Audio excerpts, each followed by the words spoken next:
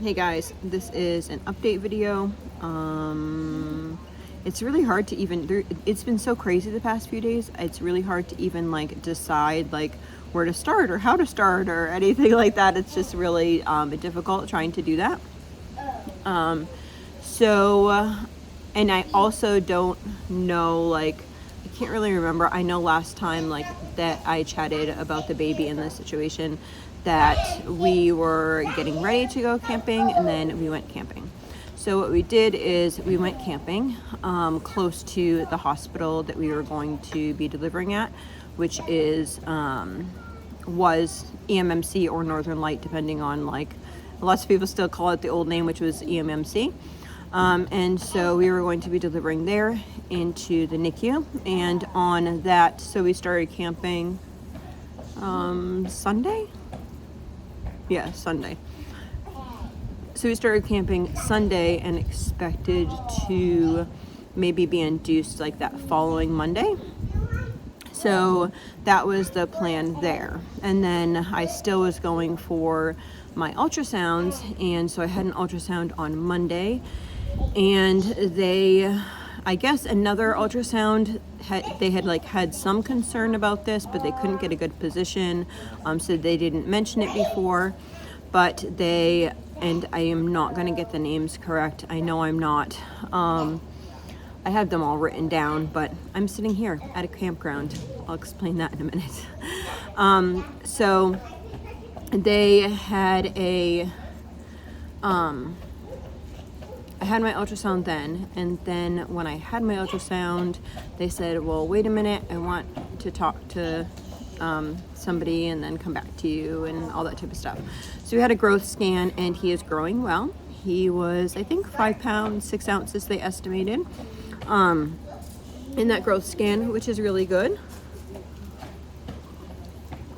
So the reason that they want to induce, I know that has kind of been a question as well, or the reason that we want Hamilton at 37 weeks is because that seems to be the safest. You guys just tipped over.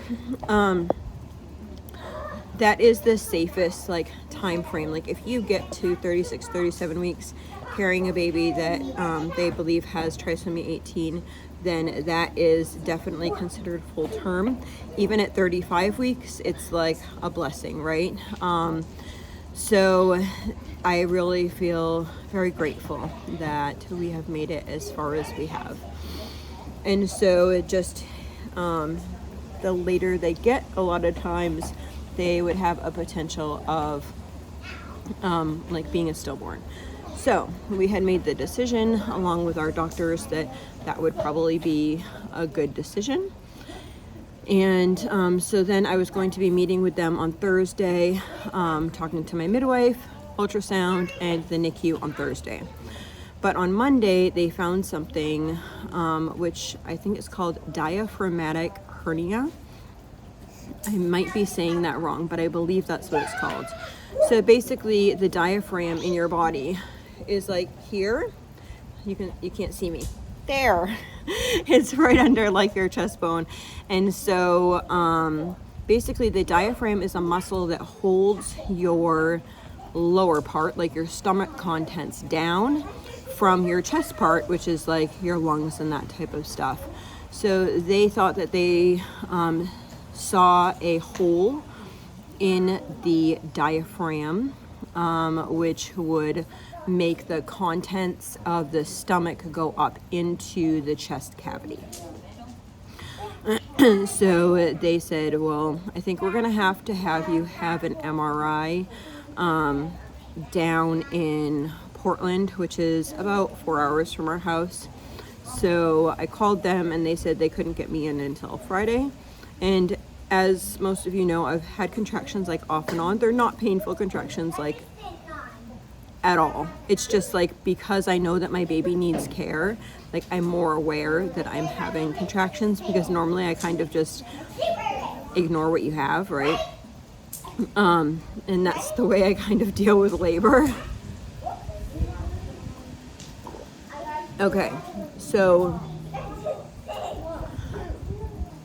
once I spoke to them, they set me up an appointment for Friday. That was the closest closest appointment that they have. Then I called my regular doctor's office back and I said, I don't know like what you want to do, what the plan is, because they set me up for Friday. Because originally they had, the place that I was getting sent from, they said that they would send me there like Tuesday or Wednesday. And so she said, well, we're trying to work that out right now. We actually think that maybe it might not be a good idea for you to go down there. We might end up sending you to Boston. So then within an hour or so, she said, yes, we're gonna transfer your care down to Boston. Things are in the process of getting transferred, so you can go down there. And so we're trying to decide like, how do we want to do this and all this type of stuff. So we went back. Some people went back, fed animals, all that type of stuff. Our other, and we got somebody to kind of like oversee our house and that type of stuff. So then we decided that we were going to all come down towards the Boston area. So we decided to do that. I'm trying to think of days now. Wednesday. So I had already paid for the campground up there, but we really needed to come down sooner, even though I didn't have any appointments in Boston as of yet. They were going to be setting them up like quick, fast, in a hurry appointments, really quick down here. So that worked. We ended up leaving. I was having contractions quite consistently on Wednesday, the day that we were supposed to leave. And I actually, enough that like, I woke up in the middle of the night. I ended up texting my friend in the middle of the night and she was awake. She has a baby. And she said, yeah, if I were you, I'd probably leave early. Because I was trying to decide, like, should I wait here? Like, would it be safer for me to, like, wait here and have the baby? If that was the case, or what would be best, like, baby-wise. But if there was a hole in the diaphragm, like they're thinking, they couldn't operate right away. So that was the biggest concern. We needed to come to Boston in order to have that repaired. That would be like the only way, right? Like, so that would be like a life-saving technique.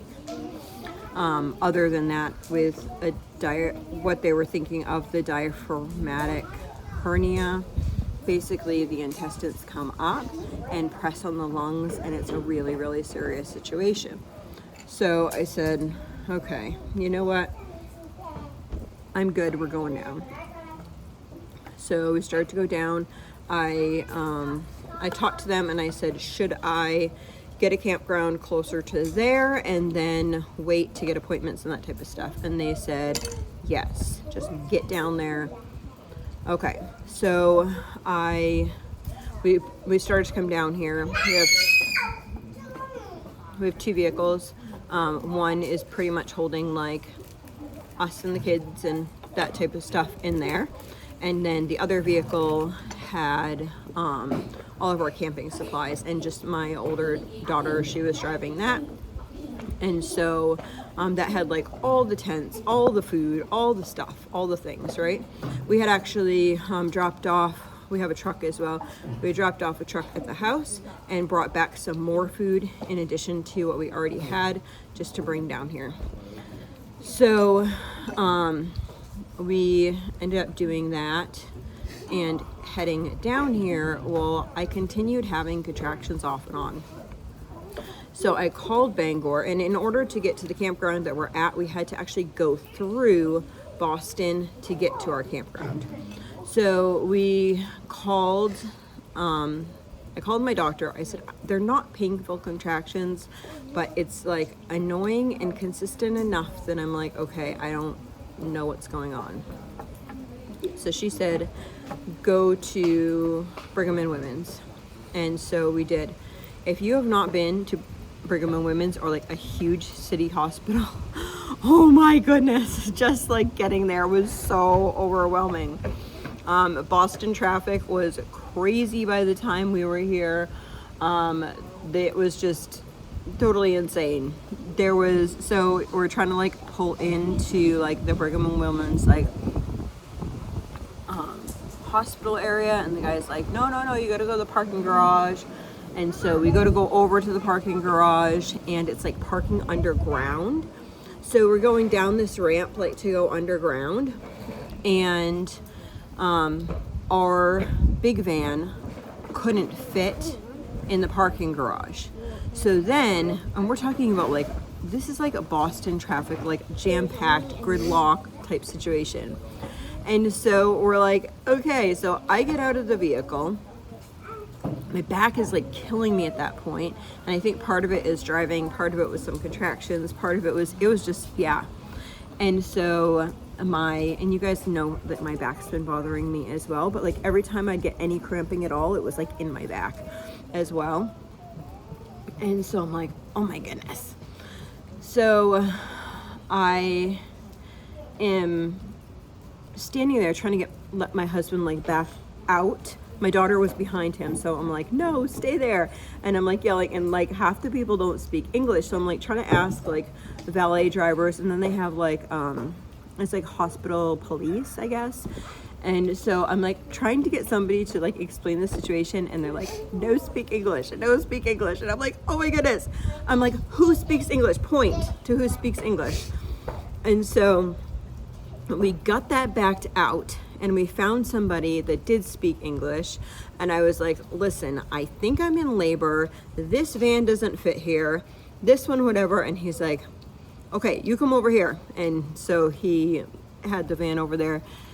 So then we brought the 10 children, AKA adults, whatever, like our children, some are older, with us into the hospital. And myself and my husband were trying to find out where the heck to go. This is like huge. So I had already registered. They told me on the phone to register because I called Brigham and Women's after I talked to my midwife from Bangor. And I had registered and walked through all that process like at a rest stop like right when we entered Massachusetts. And so I'm trying to figure out like, do I go to the emergency room? Do I go to labor and delivery? Where the heck do I go? So asking people, getting here, there, and everywhere. Anyway, we ended up getting there.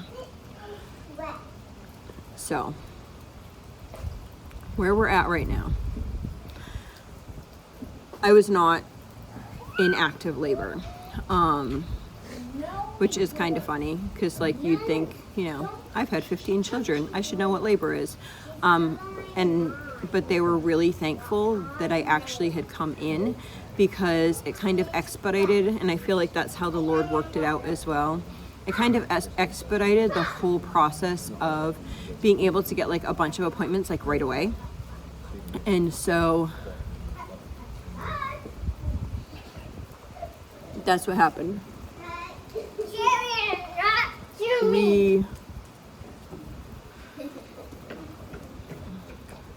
So that day I was checked, but they had like a ton of people that they wanted me to check too, because they did have some of my information over at Children's, but they did not have the information at Brigham and Women's. So Brigham and Women's is like connected to, like literally like with a pathway connected to Boston Children's. So Boston Children's had my medical records because they were going to be the ones that would be doing the surgery right away. And they were the ones that I was going to be doing an MRI with first. That was like the first people that I was going to see. So I found this really sweet lady. I don't want to use names, but she was really sweet finally, because everyone was kind of like, you can't be here. You need to go down to the emergency room. And she's like, okay, come with me. And she got me all situated. So that was really nice. And I guess she's going to be like our coordinator for like all of the doctors and all of the specialists and stuff. So since that has happened, I'm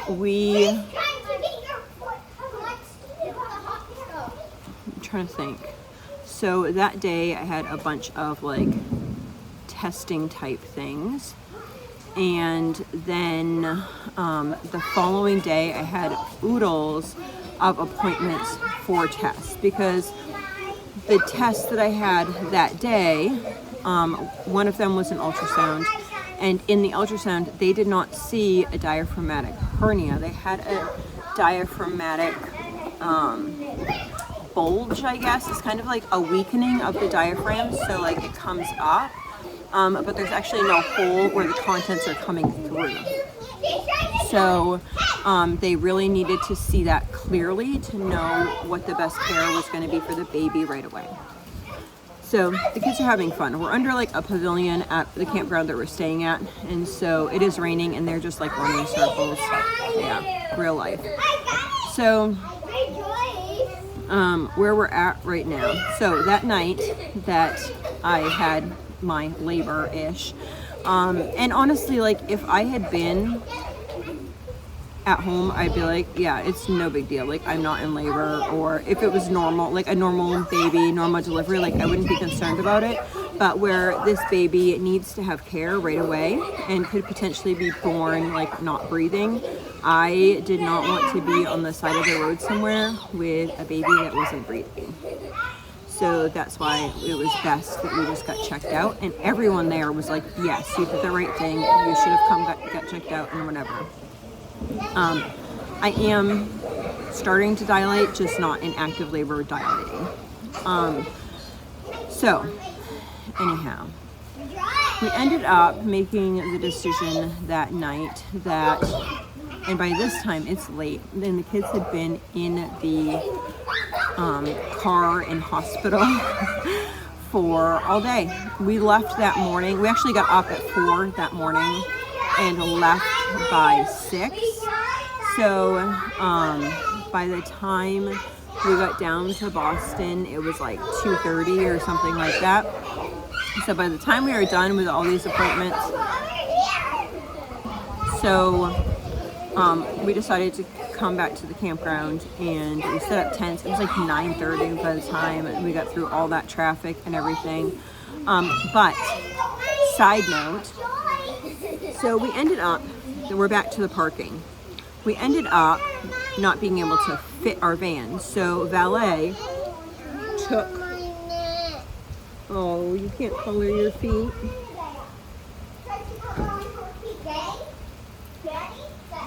They're like tracing their feet with chalk. So You want sticks? they, 1 minute. So that we went to get our van from the valet, which takes a long time. You have like this slip of paper, and it is so expensive. I think it's like $20 a day or $27 a day. So we went to get that van, and then my husband went to go get the minivan. And so the minivan was in the parking garage that we couldn't fit under, and she was my husband and my daughter had parked it it was on the lowest level, which is P4. It goes like, so the hospital sits on top of it. The hospital's up here. I mean, if you guys are city people, you know all about this. And then like parking is all underneath it. So we are 4 levels down, and the van won't start. Yeah. So we tried for a bit. Now, mind you, we have not gone to the campground, so all of our stuff is in the van. So we end up, so you have to actually take an elevator to go down to get to level 4. But above there is like no parking. So you can't like sit there, like you couldn't like, it's like a U shape, and you couldn't really like sit there and go get stuff. So I ended up getting the big van, and then they all we're downtown Boston, guys, down there Boston. I was like, well, it's already late. what do we really need? We've already eaten. Now we've eaten at the hospital like 2 meals because it was kind of so rushed to like get ourselves out that we didn't like bring any food out. And we hadn't packed like food because we were thinking we'd be at the campground already because we left so early. So we go and get the van. Get the tents, and they brought them up the elevator, and so they're like ready to like walk through downtown with like tents on their back to like put them in our bigger van. Plus we don't have room in our van, right? Like it's the 15 passenger, it's the new Transit, and there's no room. So we go and did the best we could for the night. Got the tents that we could, and got a couple things for breakfast, got the cereal and milk, and we piled in the van and came back here. The following day, I had to be back there at 7 in the morning. Now, technically, where we were staying is 45 minutes from the hospital. That said, it is not 45 minutes from the hospital when you talk about Boston traffic. So you need to plan 2 hours ahead. So we left here. My appointment was for 7 in the morning. And that was my first appointment of many appointments yesterday. I gotta move a little bit. So yeah, let's go into the laundry room. Okay, I didn't realize my daughter already did it. I went to get up to go do it, and she had already done it. So we ended up coming back, setting up tents. We parked the vans. We parked the van so that we could see with the headlights, you know, and thankfully there was no one like right next to us. I see. I know. No, thank you. That's fun though. Excuse me. So we set up tents and that type of stuff, and then we left in the morning at 5. So we woke up, actually it was like 4:45 when we left. We got there and we did have, it was like 6:30 when we got there, and there was no one in that like thing like this. So we went down and we tried a couple things that were suggested to us to try to get it started. It would not start, and we tried before to get it jumped that day and couldn't get it. So we ended up taking whatever we could that was most necessity, like up to the big van, and we just went up and down the stairs. We got some food. I'm trying to think what else we got. Like my husband got the cooler, and it was just me and my husband that day, and the kids and my daughter stayed here at the campground. So we got what we could, and then we went to Boston Children's, and we got a lot of appointments. So I had a 7 a.m. ultrasound, and that took 2.5 hours. That was long. And then we, I had an MRI at 9:30, and I struggled so bad with the MRI. So you have to lay, I had already been laying on my back mainly for about 2.5 hours for the ultrasound, and I'm really good, like mind over matter, like I like to think that I'm pretty good with that. And so I laid there. You have to lay on your back, and it's like hard. It's not like a bed, like it's like a very hard surface on your back, and then they put more weight on top of your stomach. I don't know what it was. It was like some sort of mat thing. And it felt like a lot of weight between the baby and the mat thing on top of my stomach. It just felt like a lot. Anyway, I was like, I can do this. I'm like, close my eyes, breathing through it, whatever. After about half an hour, all of a sudden, and I don't know if you've ever been in an MRI machine, they have these, like it beeps and it buzzes and it does whatever, but it also like puts off a lot of heat.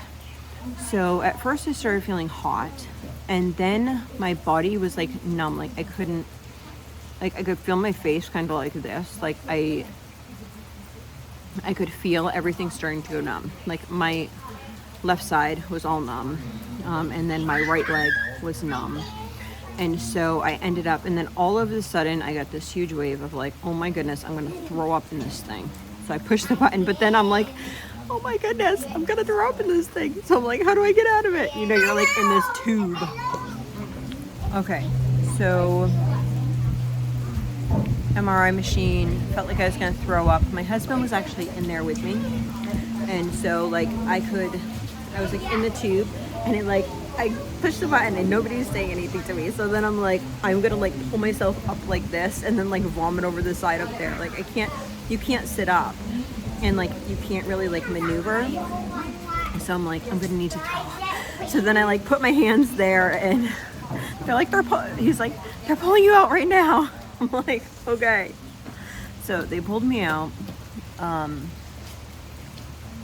I had not eaten very much, so I was like dry heaving. And sorry, my husband's talking to AAA right now, which is good. Anyway, so I got out of there. That was really kind of freaky. Anyway, so they're like, if you want. Now I'm in the vehicle. It's been so dramatic. Obviously, there's nobody in that car seat. Oh my goodness. I'm ready for a good nap. Anyway, so then I did the MRI, and they said I could lay on my left side. And so they got me all cozy, put me back in, and in about 15 minutes later, yeah, I got sick again. So we stopped the MRI, but they did get some really, really good scans. And they got to see what they needed to see. My husband's driving. He needs to see out the window. So I realized the GPS wasn't on. Oh my goodness. So anyway, we ended up MRI done. Then we went and we ate lunch. I talked to my daughter who was watching the kids. We spent way too much money for lunch at a hospital, and we then had an echocardiogram for the baby in the afternoon, and that took like an hour and a half probably there. And then we actually, before that, we had a meeting with two people from the NICU from Brigham and Women's, I believe it was, and then we had the echocardiogram, and then we had an appointment with the geneticist, and then we had the echocardiogram, and then we had meetings with like a team of people that would help us make together like a full plan. Okay, so we needed to see like all the avenues so we could have the best plan for this baby.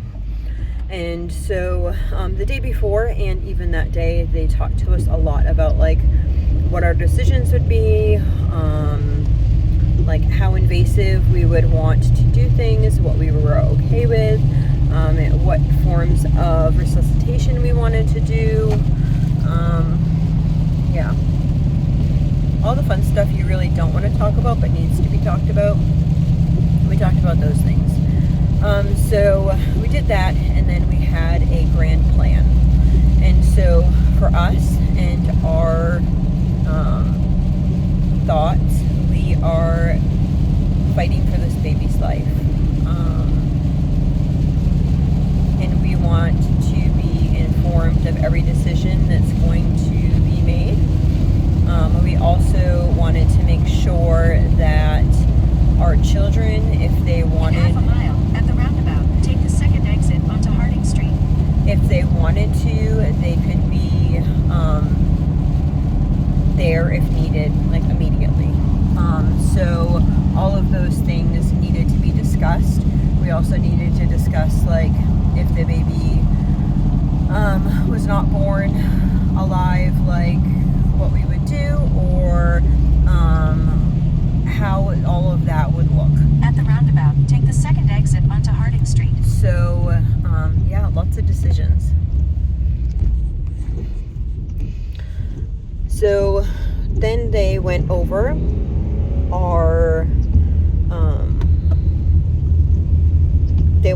like all the results of all the tests throughout the day because they wanted to see a huge scope picture. And there was some really good news. Turn right to merge onto I-495 north toward Boston. The echocardiogram showed that we could potentially just be making a video of like my faces as traffic goes like all over the place. We're not used to a lot of traffic. Yeah, we're not. We used to live not far, like we lived in Massachusetts. We were both born and raised in Massachusetts, but we've been gone for so long. It's like, oh my goodness, do people really drive like this? Okay, anyway, so we got all the results and we have a good plan for what is going to happen with our baby. And there's actually 2 NICUs. So one NICU is Brigham and Women's, and that's probably where our baby will be. And then there is another NICU, which is Boston Children's. So if the baby needed, and it's like connected just through this, it's like an indoor hallway that runs over the road pretty much, and they interchange. So my testing on the first day was all at Brigham and Women's. My testing on the second day was all at Children's. 2 miles, take exit 19A to merge onto Route 24 north toward Boston. So we most likely are going to have the baby, we're going to give birth to the baby at Brigham and Women's, and the baby probably will stay at Brigham and Women's unless there was a potential surgery that needed to happen right away. But all of the doctors, both teams of NICU doctors, talk together and make a plan as far as what's going to go on with this baby. And these are like top-notch people like throughout the United States, dealing with all different types of care, but they deal with babies with trisomy and they deal with children with trisomy of all different forms, 13, 18, there's lots of different trisomies. Trisomy just basically means that there is a third chromosome of whatever the chromosome is.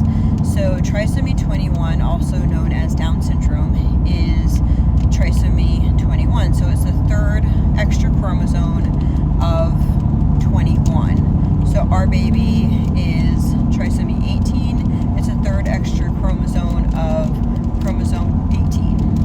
So that's... Use the right lane to take exit 19A to merge onto Route 24 so that's kind of toward Boston. How it is. So that's the plan. We have a plan of induction on Sunday night. So could be Sunday or Monday. Probably Monday because it's like Sunday night. Take the exit. Didn't give me a time yet.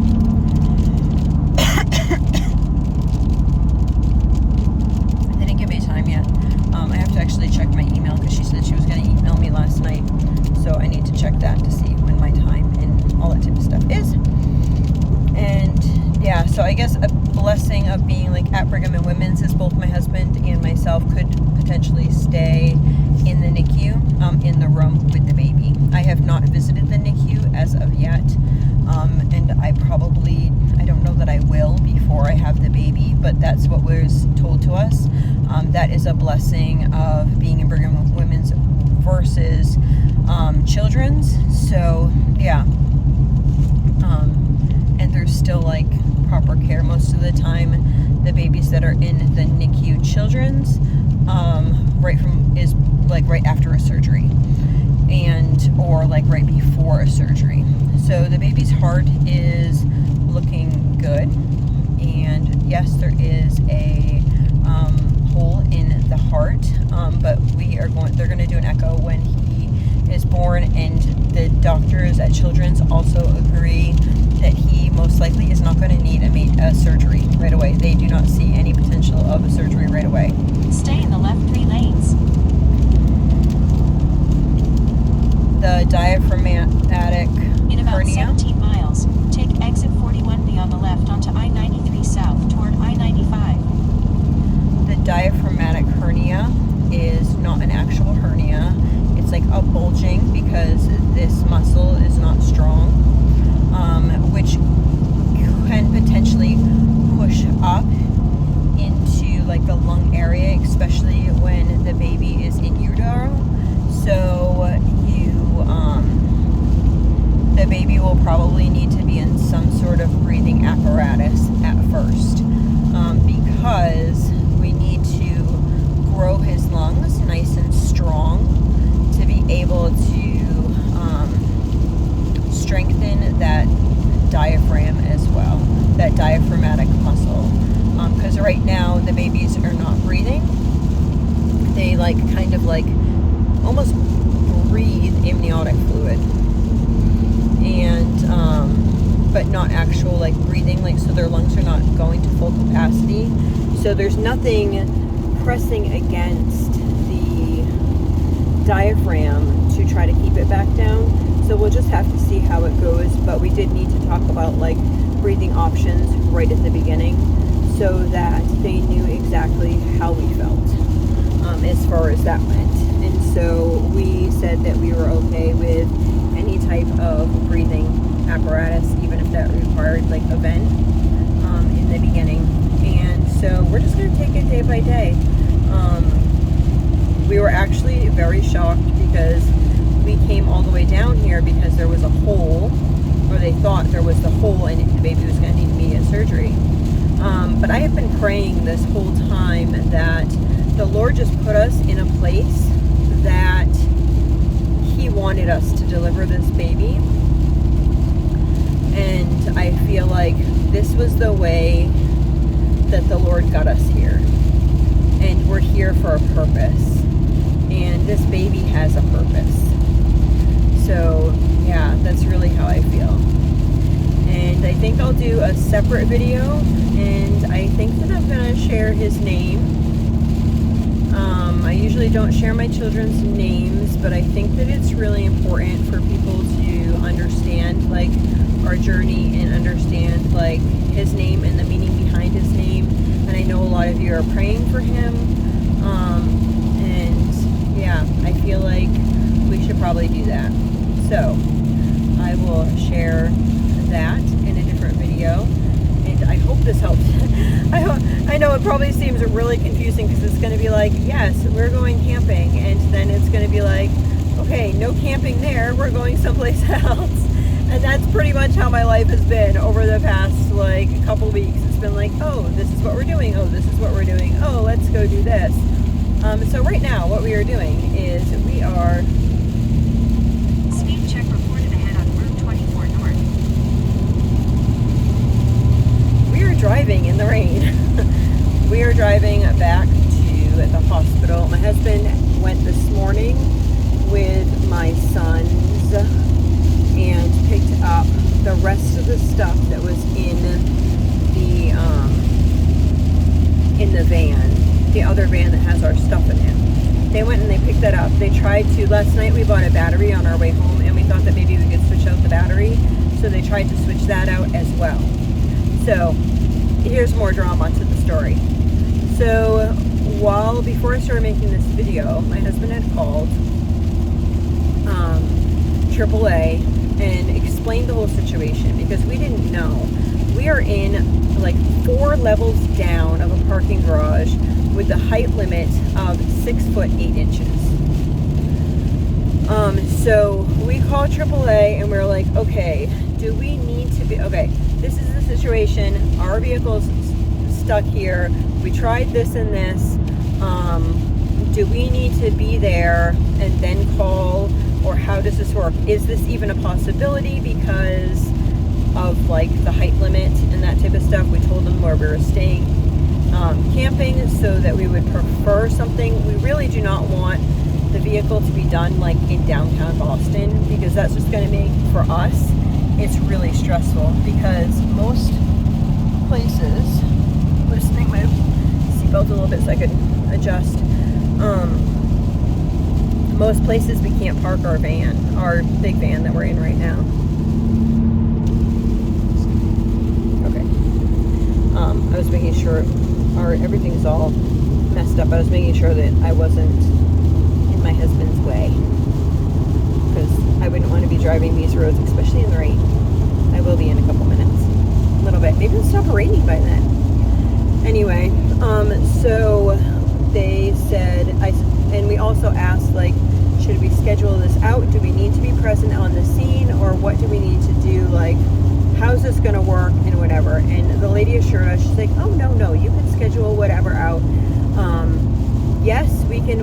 I can see here on here. She looked everything up. She's like, okay, there's a AAA garage in the same city that you're staying in, and there is two towing agencies or whatever that can get in there. So we're like, okay, cool. Do we need to schedule this out or whatever? And she said, we're going to give all the information to them and they will be calling you back. So while I was making the video, the beginning part of this video, we were waiting for the phone call back. And after a little over an hour, my husband calls and he's like, okay, so we did this and we haven't heard from anyone. Like, is there anything that I didn't understand that we were supposed to be doing? And she's like, he's about 15 minutes out. And my husband's like, 15 minutes out? We're like an hour and a half out. And she's like, oh, you can't schedule whatever. Yes, they should have called you, but you can't schedule that out. And I was like, then the AAA lady shouldn't have told us that. Oh my goodness. So now we are heading there. If the guy is still there, then that's great. If the guy is not there, then we have to call AAA again and then wait for somebody else to come. But we are getting this addressed. It needs to be addressed. We're paying, I think it's $27 a day for it till he's coming in.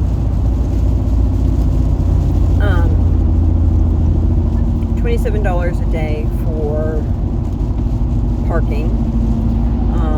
And we don't know how long it's going to take for the vehicle repair to happen. And we're not quite sure, like, when people are coming home or going home and all that type of stuff. We're not sure what after the baby looks like. We're just trying to get to the part of the family that is here right now is here to see the baby born and, like, semi-stabilized, and to be able to see the baby once at least. Once that happens, then we can make some other decisions. But at this point, we are stuck because we have no way to get people and our camping gear back up because we have no vehicle. So it's like, okay, we don't know what we're going to do, but we'll just trust whatever the Lord has planned. It's been really interesting. Last night we came home and there was this couple that was next to us that was setting up late at night, and we were like, do you want to, like, you can pull your thing on there and turn the lights on, it won't bother us or anything like that. They ended up being a Christian couple, and they were so sweet. They're only there for like the night, and it was just a blessing to talk to them. And last night the wife prayed with me, and that was just really sweet. She was one of 10, and they had 3 little kids. They're so cute too. And then this morning, the husband prayed with my husband and some other children that were out playing with their children there. So it was just a blessing. Like, it was almost like the Lord, like, sending somebody to be like, I'm right here with you. I'm walking with you through this all. And so if you are struggling and you are having a hard time right now, God is right there with you. He is walking with you every step of the way.